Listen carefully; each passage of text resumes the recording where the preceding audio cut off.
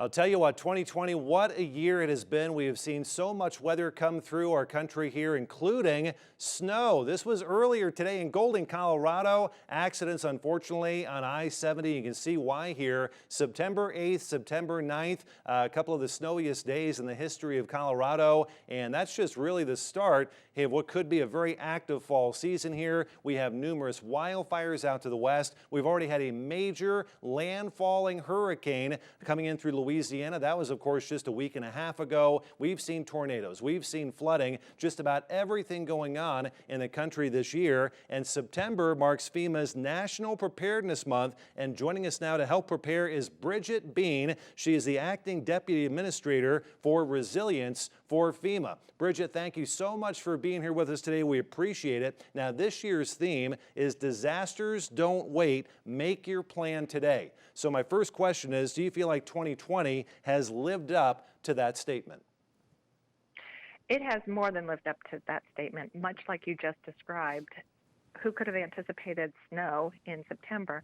But as our nation continues to respond to COVID-19, the one thing we've all learned is that disasters and emergencies don't wait for a convenient time to happen. And so the National Preparedness Month, that we observe in September is really to encourage all of us to take steps to prepare for disasters that could happen at any time.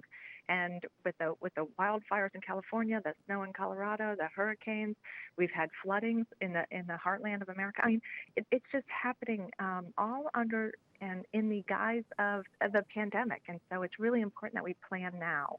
Okay, so planning for all those things that you just mentioned, it can be absolutely overwhelming. You just mentioned all those things. For somebody watching and listening right now, can you tell them where a good place to start would be? Absolutely. I would really encourage people to go to ready.gov. And we have a number of templates and suggested checklists so that people, depending on what your weather condition could be, it's very specific for that audience because we want to make sure that it's as relevant as possible. So we've updated a number of our guidance documents on ready.gov. And there's something for everybody. Going shopping, we have a checking list. You've got young children, we've got appropriate activities and opportunities to include the children in emergency planning. So ready.gov would be the first place I would send people to. Okay, I mean, with all this information at their fingertips, people always forget something. I mean, there's so much going on into it here. What do people usually forget that you might like to remind them about right now? So two things I'd like to remind them of. One is also to download the FEMA.gov app. It really can give real-time updates on weather. It can give you evacuation information. It can give you sheltering information. So if you forget everything else, if you have the FEMA app, download it on your phone. It can help you in an emergency. But then in the pre-planning situation, what would you need, right? So have a kit ready. It's a collection of basic items that your household may need in an emergency. And to have a go kit. I'm here in California for a couple of days, and the first thing I talked to my sister-in-law about was her go kit. And in it, food and water for 3 days, first aid kits, batteries, flashlights, some cash in case ATM machines are down.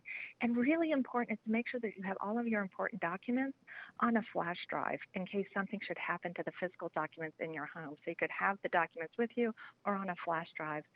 And a lot of us have pets. Please remember the pets. Did they have food?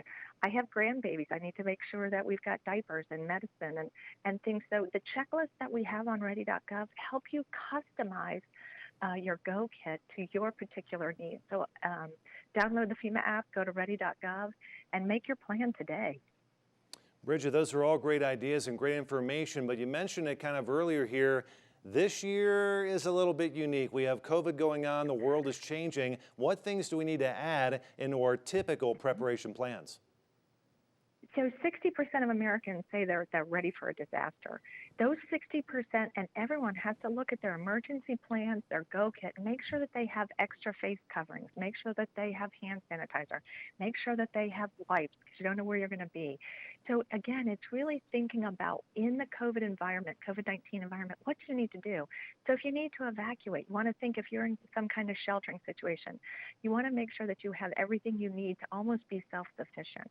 So again, if you're if you're part of that 60% that thinks you're prepared, go back, look at your plans, look at your kit, make sure it is absolutely ready in a pandemic environment. For those 40% that don't think that they're prepared, there's still time to get prepared. Go to ready.gov, download the FEMA.gov app, and make a kit. Make a plan, make a kit, and practice with your children. There's a reason we do fire drills in schools, because it's that kind of muscle memory that will kick into play when a crisis happens.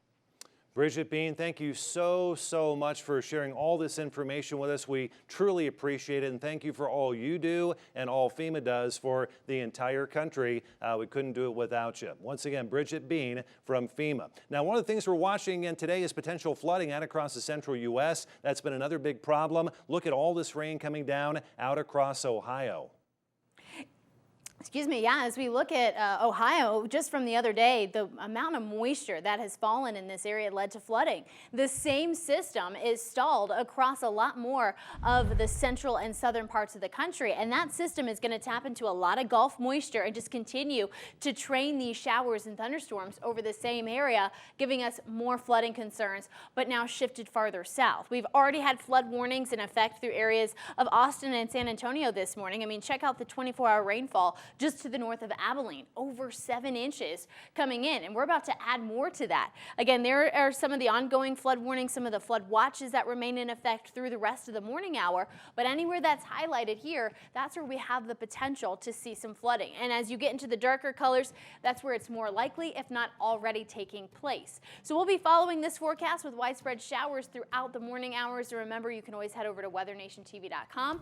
Plus, coming up after the break, we're going to your Eastern Regional forecast.